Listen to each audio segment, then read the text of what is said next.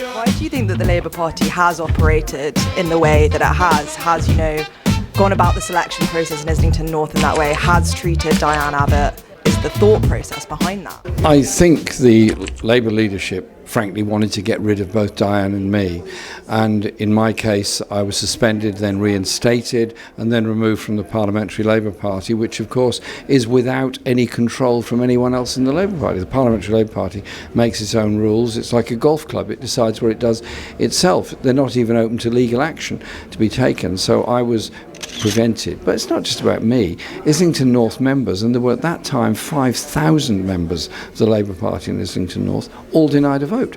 And this so-called selection that's just happened ended up with not one member nominating anybody, not one member being involved in drawing up the shortlist, and then finally presented with a shortlist of one which nobody had ever even interviewed that person. This is not democracy. And if you want to win, you actually need to involve people.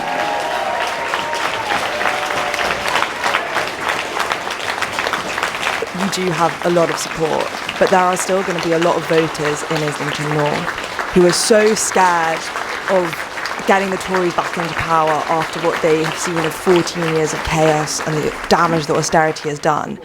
And for them, they feel that their only choice to ensure that the Tories don't get into power is to vote Labour. What would you say to them? It's a very fair question. Now, what I'd say to them is this. If I'm elected, I will be in Parliament, of course. If a Labour government wants to end the two-child policy, they'll have my support. If they want to keep it, they won't have my support. If they want to take public ownership of the railways, they'll have my support. And so I will be there. And of course I would want to see change within our society.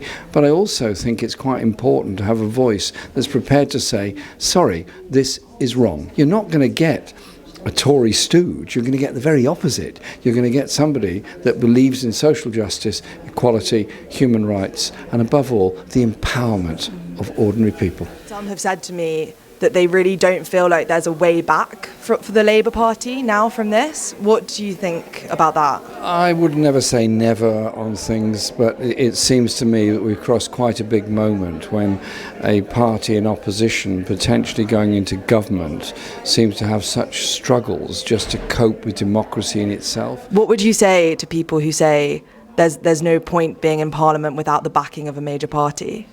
I would say Parliament needs voices that are prepared to speak out and prepared to speak up for things.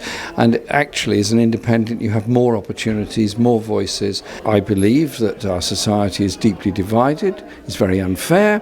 There's huge levels of inequality.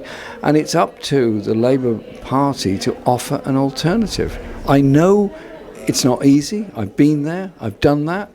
But you have to make the offer of a different way of running society. We can't be billionaires and food banks.